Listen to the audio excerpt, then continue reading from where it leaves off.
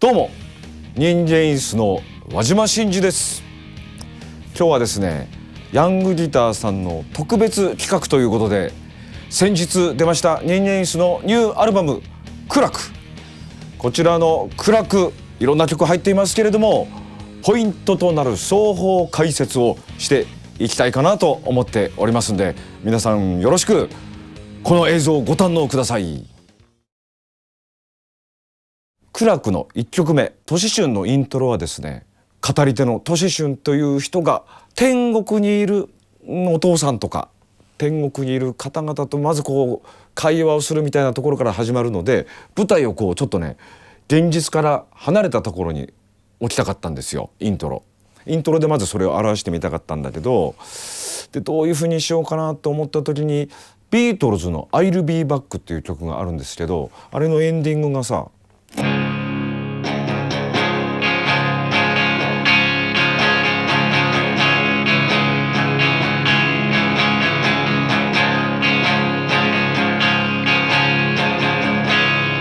メジャーとマイナーを行き来するっていう、シンプルなんですけども、普通あんまりやらないやり方をしてるわけですよね。メジャーマイナーを行ったり来たりで、これがなかなか不思議な感じがしていいなと思いまして、それをこう応用してみようと思ったわけです。イントロで、これ今キーがコード E、C を使ってもこう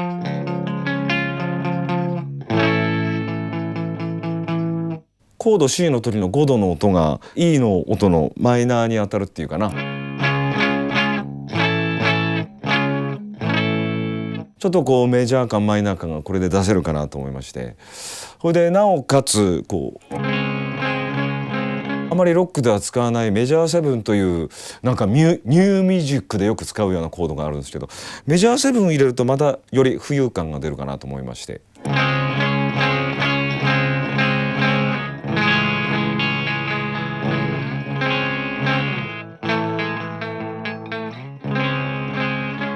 これでこうイントロやってみようと思ったんです。でよりメジャーからマイナーに移るのを強調しようと思って、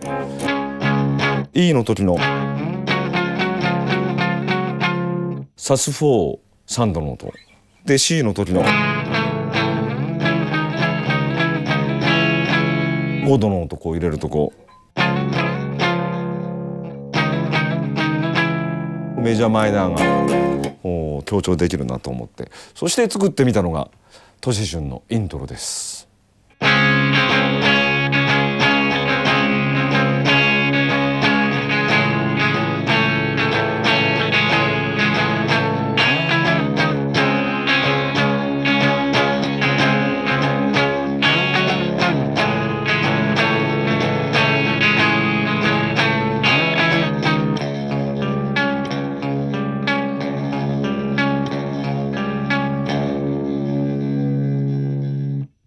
開放弦を使うところがミソです。次はとししゅんの真ん中に出てくる間奏部分、解説してみたいと思います。聞いた方は分かると思うんですけど、とししゅんがねその生きている世界を憂えてるみたいな歌なんですけど、その切羽詰まった感をね間奏で出してみましたよ、中間部では。で、リフ自体はこんな感じです。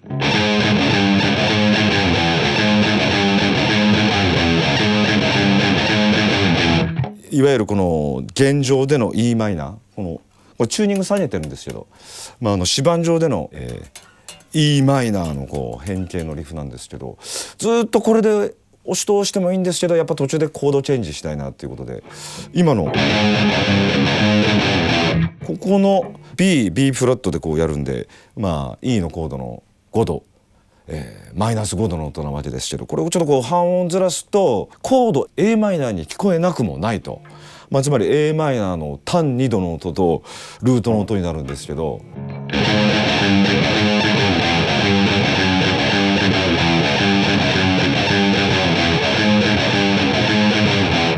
ちょっとこうコードチェンジしたようにこう聞こえるんだよね、半音ずらすと。でこれはいいなということで、でもこれだけだと e マイナー a マイナーに移ったのがあんまりよくわからないかなと思ってリズムをちょっとこうそのコードチェンジのところでこう変えたり、ソロのフレーズ自体もよりその E マイナーから A マイナー、そしてまた E マイナーに戻るっていうのをより強調するようなフレーズにしてみました。それでこう全体として聴いた感じがちゃんとコードチェンジとして聞こえるというふうになったんではないのかなということで、ソロ自体をちょっとゆっくり弾いてみます。早く弾くと難しいんで復元奏法から始まります。リフからやりました。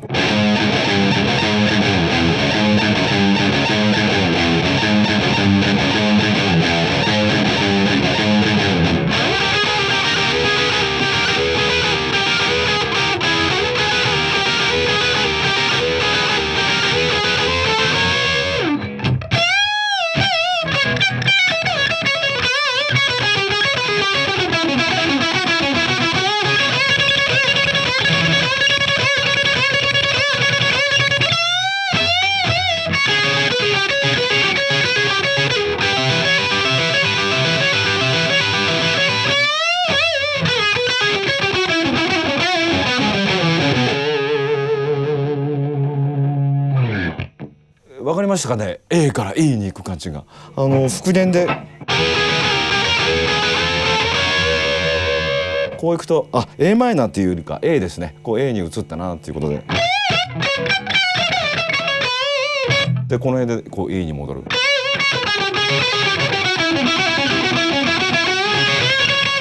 これでなんかちょっと和風の感じを入れたかったんですよね。二回りソロをやってるわけですけども、二回り目の A のところでちょっと和風感を出したくて、和風のこうフレーズってあるんですよ。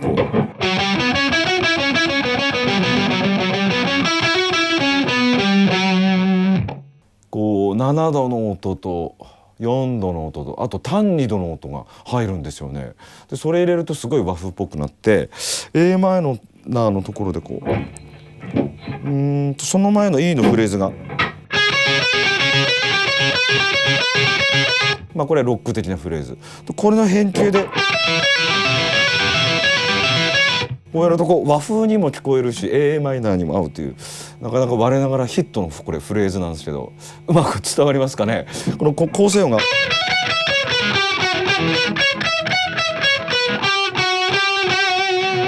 でこれを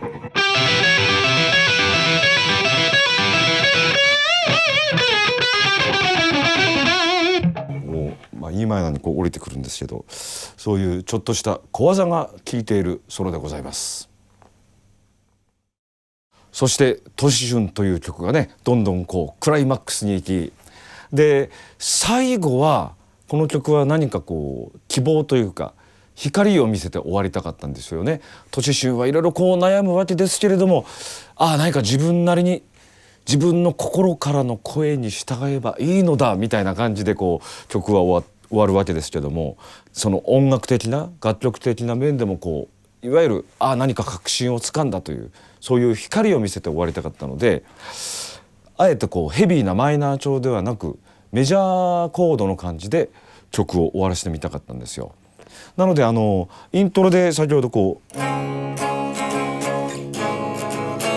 E と C のこう繰り返しの、メジャー7でやったわけですけど、これをまたこうちょっとビートの効いた感じで今度はあまりメジャー7若干のメジャー7感を出しつつの E と C でこう繰り返せばいいと思ったわけですよ。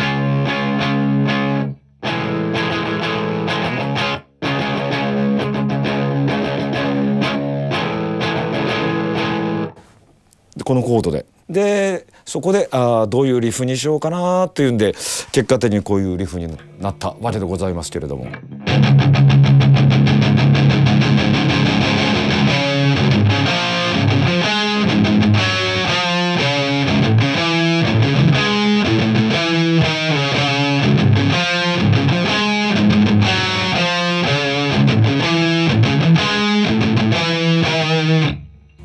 このようにこれを強調して、イントロの変則的なこうフレーズっていうふうに受け取ってもらえればいいのかなという、こうまためでたく終わりましたみたいな感じにねこう聞こえればいいと思って、なのでソロもですねメジャーとマイナーの間を行き来するような感じのソロにしてみました。フレーズ自体はそんなに早弾きではないんですけれども、こうメジャーとマイナーを感じさせるこう独特の、そうするとこう哀愁のが生まれるのではないのかなと思いましてね。はい、音色は自分が作ったオーバードライブと和のインダクターを組み合わせた非常に中域を強調したオーバードライブがあるんですけれども、こちらの方を使ってみております。はい、ソロ型から、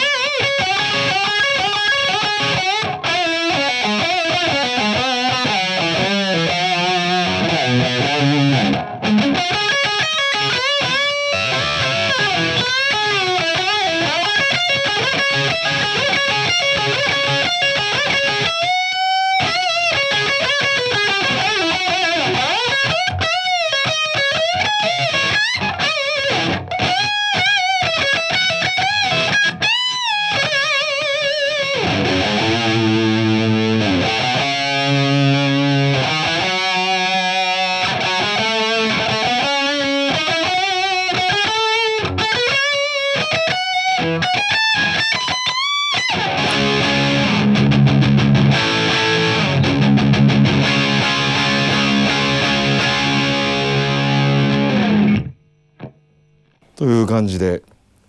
こうメジャーマイナーがこう非常によく出たかなと思っております。フレーズのポイントなんですけど、途中で出てくるフレーズがあって、こ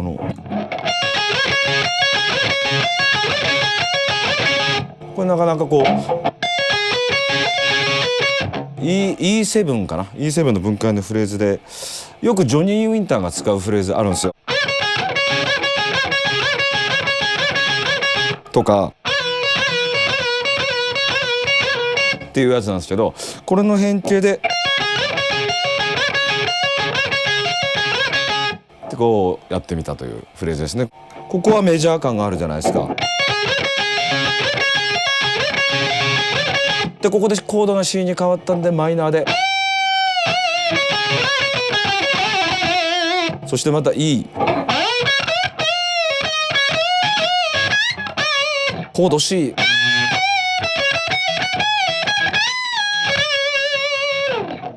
まあつまりこう交互にこうメジャーマイナーってやるんですよ。だからすごいちょっとブルージーにも聞こえるっていうことですかね。そういうソロでございました。次は走れ GT という曲について解説してみたいと思います。これはですね、僕が大好きな車とバイク、こちらの、歌にしてみまして、趣味全開ということでございますけれども、しかも、僕好きなのは割と70年代とかあの辺の旧車と言われてるやつですね。昭和のバイクとかその辺が好きなもんで、ですので曲全体に何かしらこうノスタルジー感を持たせたかったんですよね。でイントロでなんかエフェクターをかけようかなと思った時に、僕今までコーラスをねちょっと敬遠してきたんですよ。なんかこうコーラスの音ってちょっとこう人工甘味料、人工調味料、エフェクターはみんな人工なんだけど、フェイザーとかは割とこうぬくもりを感じるんだけど、フェイザーとかユニバイブとかあの辺はね、コーラスとフランジャーがどうもこうすごいこう作りっぽくものっぽくて、ちょっと自分はあんまり使ってこなかったんですけど、逆にコーラスって今音出すとすごくこう逆にこうなんか懐かしいなとこう思いまして、初めてレコーディングでこのイントロにコーラスを使ってみたわけです。ノスタルジー感の演出です。どんな感じかと言いますと、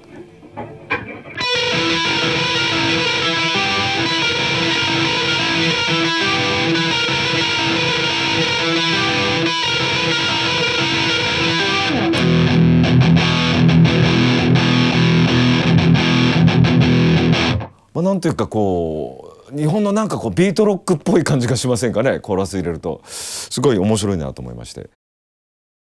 で先ほど弾いたイントロにこの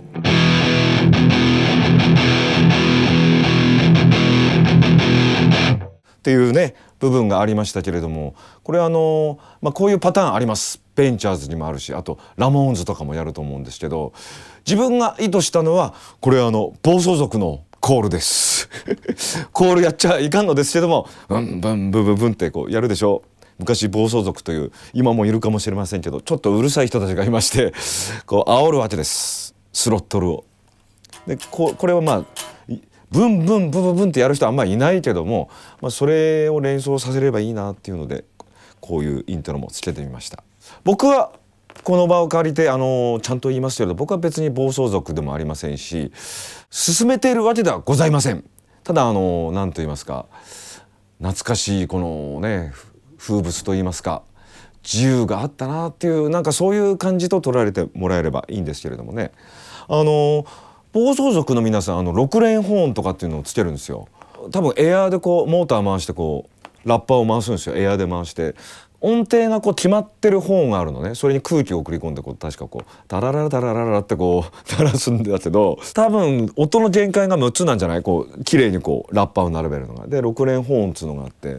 大体おなじみがゴッドファーザーのテーマっていうやつなんですけれども、走れ GT の真ん中に何かしら6連本を連想させるその感想にしたいなと思いまして、そこでゴッドファーザーのテーマをやってしまうと著作権に抵触してしまうので、それ風のフレーズを考えて入れてみました。でギターでただ弾くとやっぱりね、ただのギターソロの遅いフレーズになるので、ハーモニクスでやったらどうかなということで、走れ GT の6連ホーン風のソロです。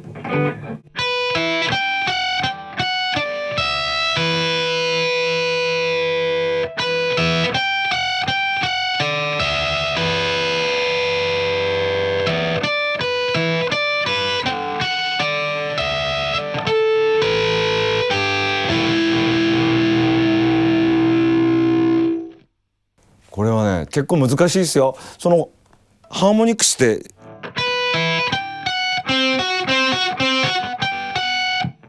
ここの本来のフレットの実音と違う音が出たりする。特に5フレットと7フレットはね、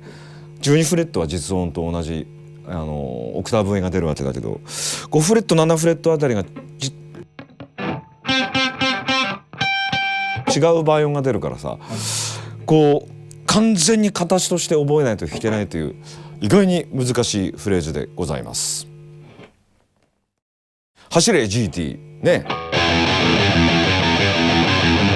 疾走感のある感じで、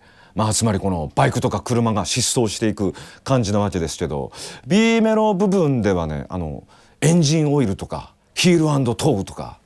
アウトインアウトとか、なんかいろいろね専門用語を連発したいなと思いまして、それをより効果的にさせるために転調してですね、D マイナーに転調してまた E マイナーに戻ってくるっていうことをやろうと思いまして、ただコードで打つってはねあんまりハードロックっぽくないので、開放弦を生かして転調してみたという感じなんです。 B メロ部分はね、ちょっとやってみます。 A メロのケツからやればいいですね。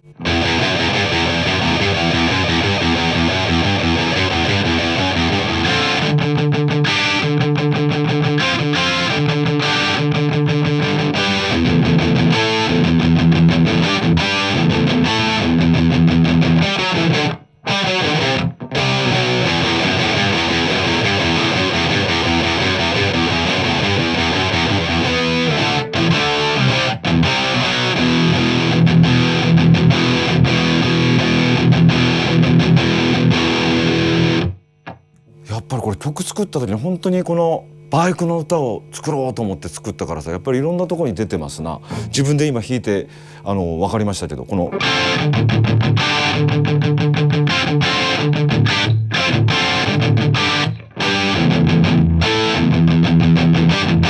ここプップーってクラクション鳴らす感じなんだよね、自分の中では。はい、そういういろいろコンセプトが固まっているとフレーズも何かバシッと決まるなという例でございます。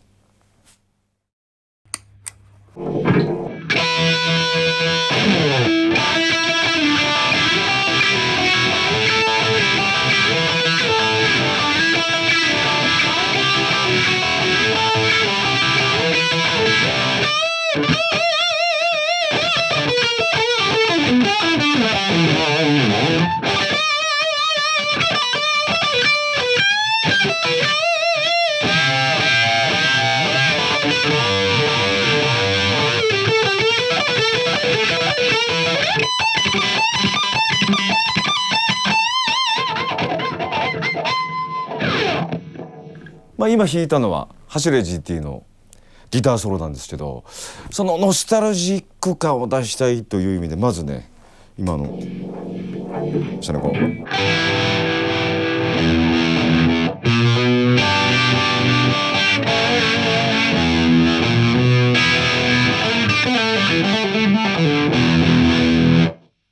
ユニバーブを入れてノスタルジー感を出しつつ、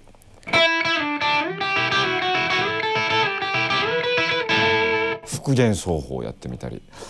このフレーズの中であとポイントは、出てくるこういうやつで、これちょっと難しいフレーズなんですけど、オーティス・ラッシュというブルースのギタリストがよく使う技です。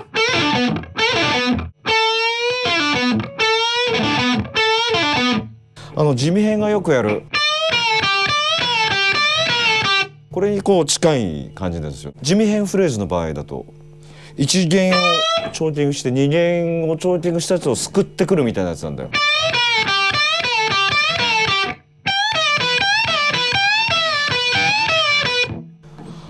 でオーティス・ラッシュがやるやつはだいたい3弦を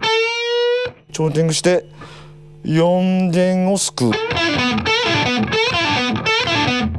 こうなんかこうスリリングでいいんですよね。なんでしょう、早弾きとはこう全然違うこのブルース系のこのスリリングさみたいなものがある。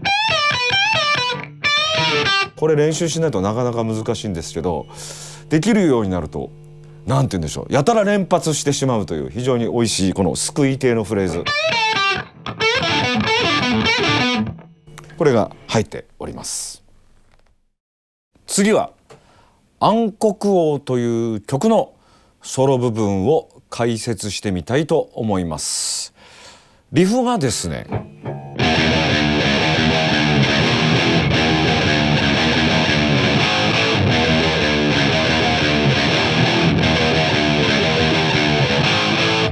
というリフなんですよ。こうつまり5度の感じとかメジャーマイナーの感じがこうあまりないという感じのリフで、あえてそういうこうダークなリフなわけでございますけれども、ここにこうソロを入れるとしたらどうしようかなとね、このコード感がちょっと若干こうあえて薄めにこうしてあるリフなので、ちょっと今までと違うアプローチでソロを弾いてみようと思いまして、やってみたいと思います。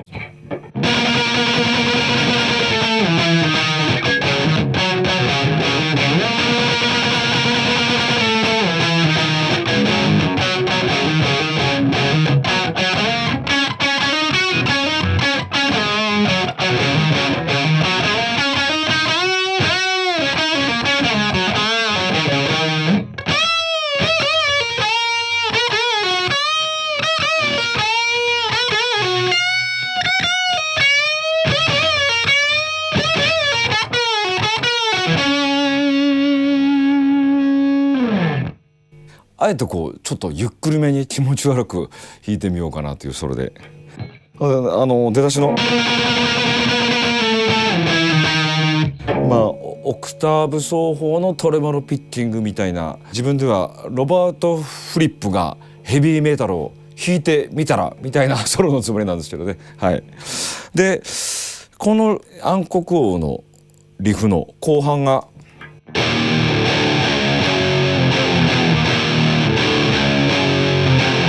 っていうこう半音でずれるリフなんですけど、コードで言ったら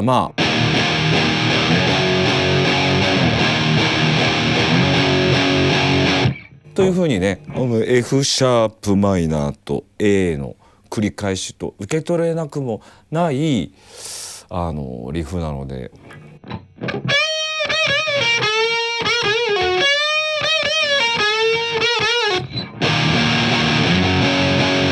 こういうコード進行と解釈した上でのフレーズということになっておりまして、エース・フレイリー風のこうゆっくりめのビブラートの効かせたフレーズを後半に入れてみました。ちなみにこの暗黒王のギターソロ、今までにない感じで自分としてもこのアルバム「苦楽」の中でかなり気に入っているソロです。夜明け前という曲の若干の解説をしてみたいと思います。イントロなんですけど、これから夜が明けるのかもしれない、明けてほしいなというこの期待感と、そしてまだこう夜がねしらじらとする前の何かこのシーンとしたこの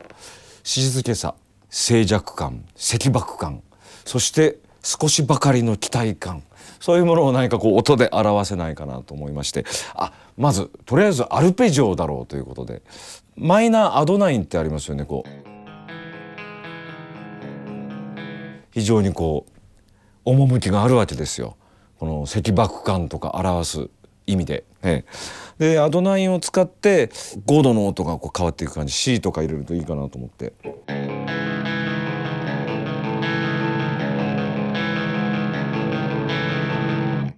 これが割と普通にやるとこういう感じになるんですよ、低音源でやると。これだとちょっと重いんだよね。重いんで高い弦を使って、それで開放弦を入れるといい感じになるのかなと思って、それでこんなイントロにしてみました。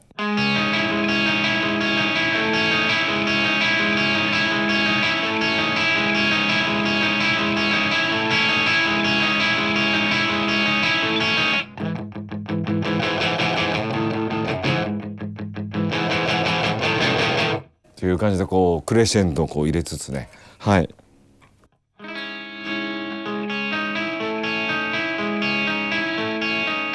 こう開放弦を入れるとこうギターとしてのこの楽器のねなんかこう個性も出せていいのではないのかなという、そういうイントロです。こちらの曲のギターソロになりますけれども、曲がね、今我々は夜の中にいる、だけれども明けない夜はない、覚めない悪夢はない、そんな感じの曲なんですけれども、今はまだ夜の中っていうことがこの曲のテーマなんですよね。でも必ず朝は来るだろうっていうことなんですけれども、そのやっぱり夜の中の手探り感をソロでもやっぱこう表してみたくてですね、4拍子なんですけれども、なぜか変拍子に聞こえてしまうという、そういう感じのまず伴奏っていうんですか、ソロのバッキングをこう考えてみたわけですね。体の動きを見ていただければ4拍子はわかると思うんですけれども、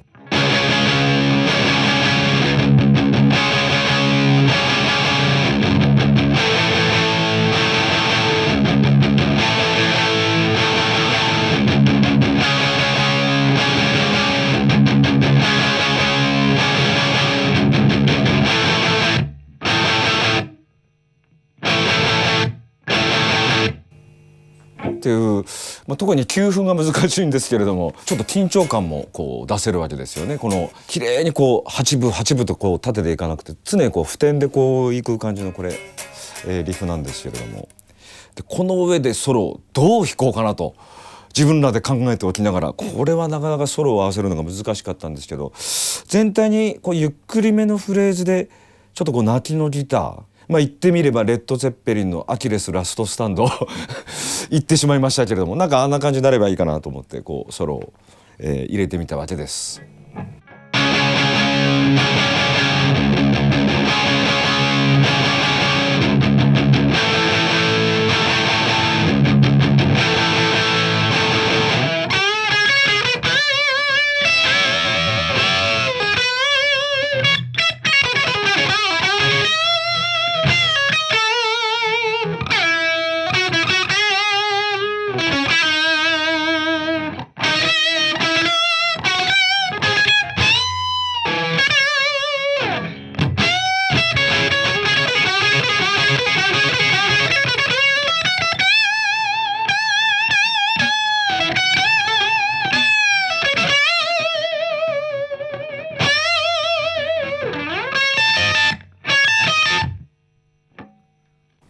今おそらく4分の4拍子にはなってなかったと思いますけれども、こんな感じでフレーズとしてはねこんな感じなんですけれども、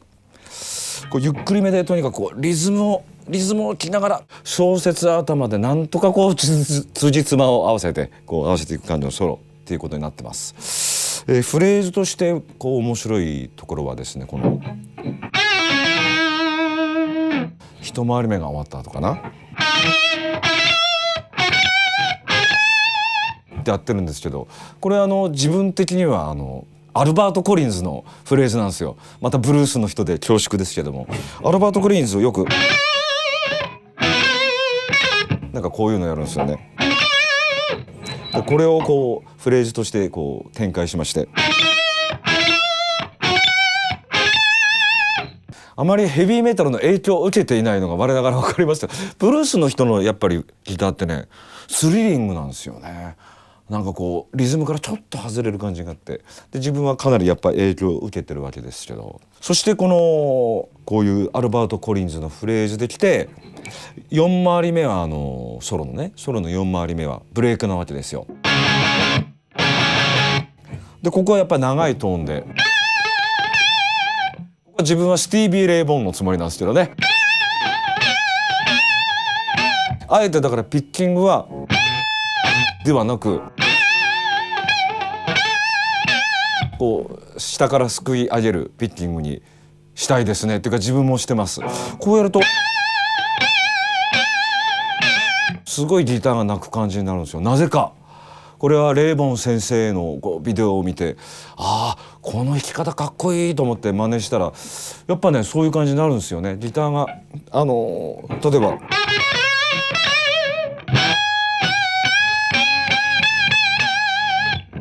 こう5度の音、まあペンタトニックで言えば E マイナーだと。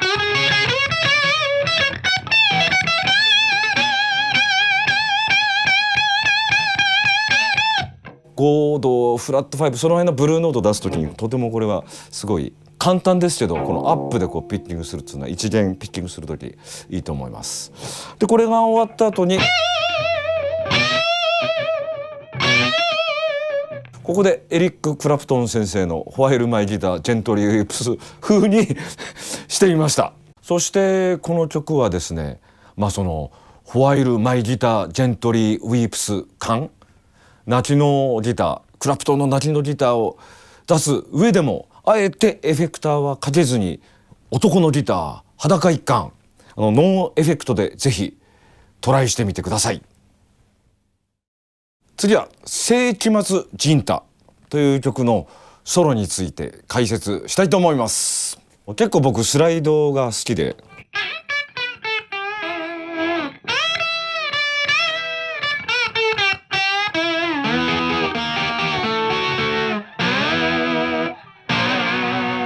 アルバム1枚に1曲と言わず、2枚アルバム出したら1回はスライドギターのソロを入れたいなと思って、世紀末感を出すためにちょっとこうフェイザーもかけたりなんかして、いわゆるブルースのスライドとはまたちょっとニュアンスが出せたかなと思っているんですけども、ちょっとざっとやってみますけれども。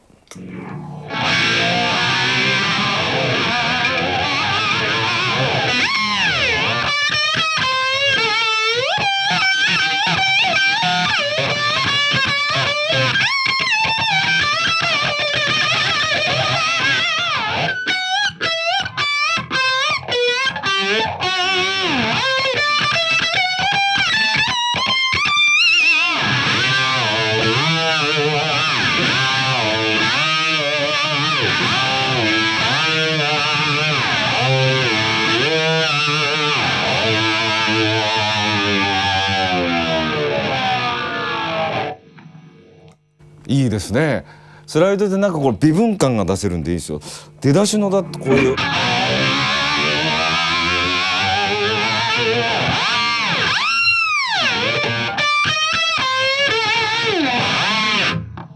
こうやるだけでかっこよく聞こえるというこのずるい技ですけどね、スライドは。でスライドの僕好きなこうフレーズとして、この曲では前半に出てくるんですけど、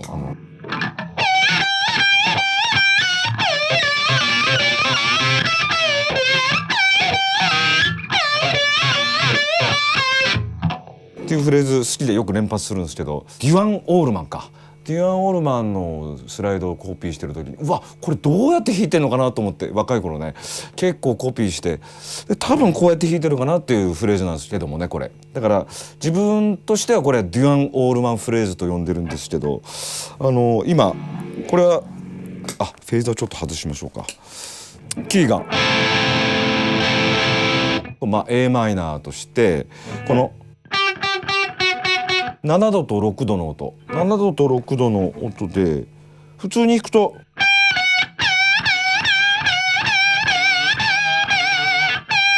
ってなるんだけど、こうなんかあやをつける意味でこの7度がここで6度は3弦を使うんですよ。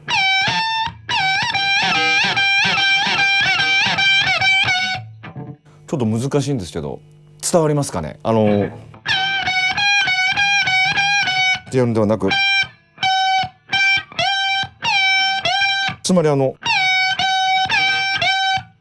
ンアップダウンアップで弾くんですよ。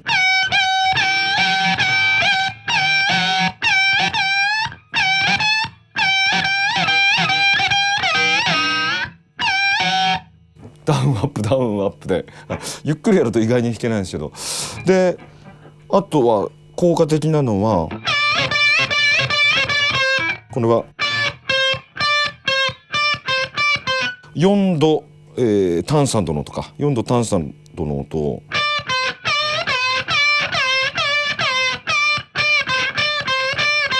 で弾くとちょっと味気ないんで、こうやるとこうスライドならではのこう味が出るんじゃないかなと、そういうフレーズです。あとスライドでこう味をつける意味でいいんじゃないかなと思うのは、アップダウンですよね。それを効果的に入れるといいと思いますよ。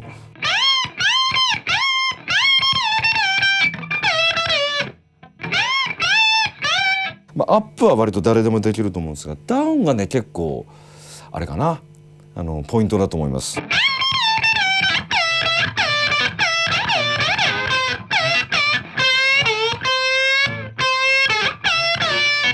ダウンするとスライドにしか出せないっていう感じのねニュアンスが出せると思いますんで、スライドギターは奥が深いですけれども綺麗なピッチを出すっていうすごい練習になると思うんで、別に僕の曲だけじゃなくてもスライドが上手い人のねギターは皆さんぜひコピーしてみるといいと思いますよ。はい。それではなかなか面白いフレーズを次にご紹介したいと思います。人間ロボットという曲、これの感想部分を解説したいんですけれども、ロボット感をねなんかこうソロで出してみたかったんですよ。しかもその人間がロボットになりたくないんだけどロボットにさせられちゃうみたいな感じをねなんか出せないかなと思って、でバッキングは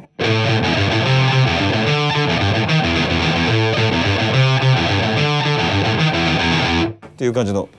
シャッフルか、シャッフルに合わせてやるわけですけど、フラット5がこうリフの中に入ってるんでそこをこううまく表しつつ、あとドリアンステールを使ってロバート・フリップ風にまずこうやると何かしらのこのディストピアみたいな感じが出るんじゃないかなと思いまして、ちょっとフレーズやってみますけれども。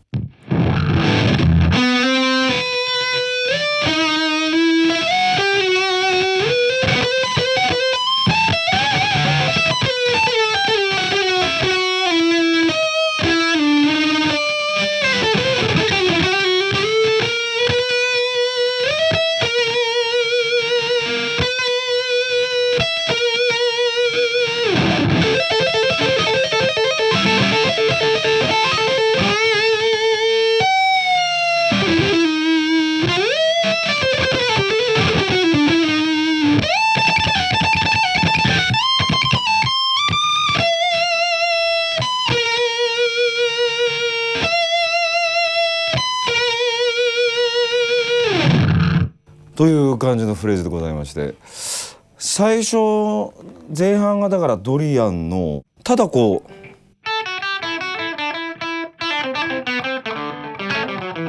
うこうやるとちょっとあまり芸がないのでこう上から下にこうピッキングをあまりせずにこういく感じ、流れる感じでレガート風ですかにやれればいいと思ったんですよね。だから前半が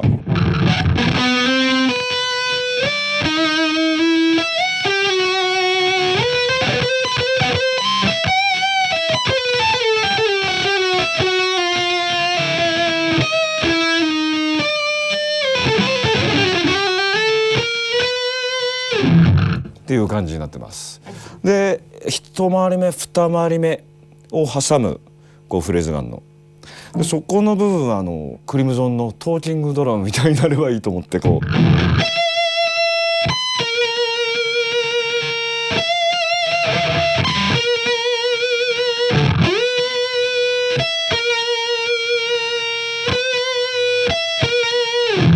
とかやってるわけです。そして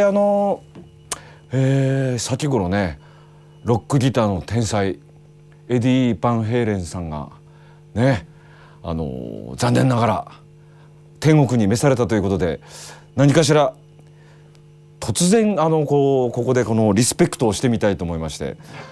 なぜかと言いますと、僕中学生の時にバンヘイレンがデビューしたんですけど、衝撃でしたね。それまで聞いたことがないフレーズがこう連発するわけですよ。エディさんは何をやってんのかなと思ったら、なんかタッピングという新しい技をこう繰り広げましてね、以降ロックギターの歴史が大きく塗り替えられたというか革命だったと思うんですよ。エディ・バンヘイレンとイングベイ・マルムスティンはそして忘れてはいけないジミー・ヘンドリックス、この3方がやっぱりこのロックギターの革命児というか新しい奏法を生み出した方々だと思うんですけれども、だからこの人間ロボットという曲の中でもなぜかこのタッピングを下手くそながら私入れてみたいと思います。しかもねこれロバート・フィリップ風にファズビッグマフかけてるんですごいタッピングやりづらいんですけど、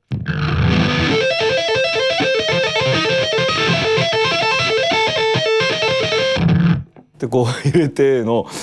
なんかこうちょっとこう新しい風、自分おじさんだからね、タッピングが入るとなんか革命って思っちゃうんですよ。もう今や普通のフレーズですけれども。ということでこう入れてみたわけです。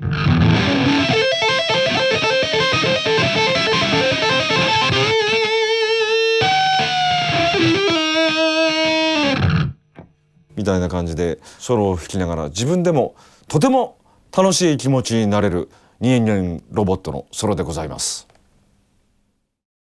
はい、ということでヤングギター特別企画人間椅子ニューアルバムクラク、こちらのアルバムのギター奏法解説をやってきましたけれども、いろいろ面白い奏法があったかと思います。そしてこのニューアルバムクラクには今回ご紹介したフレーズ以外にももっともっと面白いフレーズがいっぱい入っておりますので、皆様よろしかったらこちらのアルバム聴いてみてください。表ジャケット魅力ポザーズでございます。裏ジャケットメンバーがかっこいいメンバーのこのね、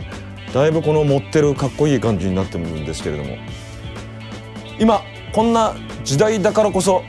人間椅子ニューアルバムクラク、ぜひ皆さん聴いてみてください。